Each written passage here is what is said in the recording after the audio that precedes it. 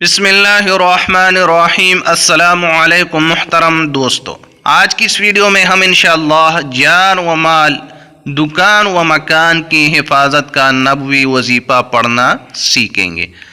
محترم دوستو، طلق بن حبیب رحمہ اللہ فرماتے ہیں کہ ایک آدمی حضرت ابو الدرداء رضی اللہ عنہ کی خدمت میں حاضر ہوا اور کہا کہ آپ کا مکان جل گیا۔ انہوں نے کہا نہیں جلا۔ پھر دوسرا شخص آیا، اس نے بھی یہی خبر دی۔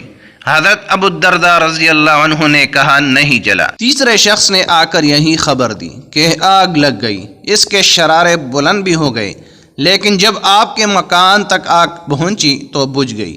تو اس پر حضرت ابو الدرداء رضی اللہ عنہ نے کہا مجھے معلوم تھا کہ اللہ پاک ایسا نہیں کرے گا۔ اس نے کہا کہ ہمیں نہیں معلوم کہ ہم آپ کی کس بات پر تعجب کریں، آیا نہیں جلا اس پر جو آپ نے فرمایا، یا مجھے معلوم تھا کہ اللہ پاک نہیں جلائے گا اس پر؟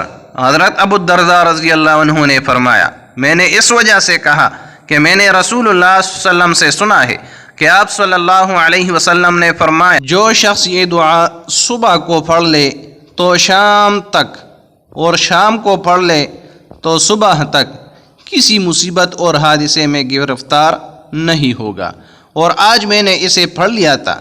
وہ دعا یہ ہے: اللہم انت ربی لا الہ الا انت علیک توکلت وانت رب العرش العظیم ما شاء اللہ کان وما لم یشأ لم یکن ولا حول ولا قوة الا باللہ العلی العظیم اعلم ان اللہ علی کل شیء قدیر وان اللہ قد احاط بكل شیء علما اللہم انی اعوذ بک من شر نفسی ومن شر كل دابة أنت آخذ بناصيتها إن ربي على صراط مستقيم۔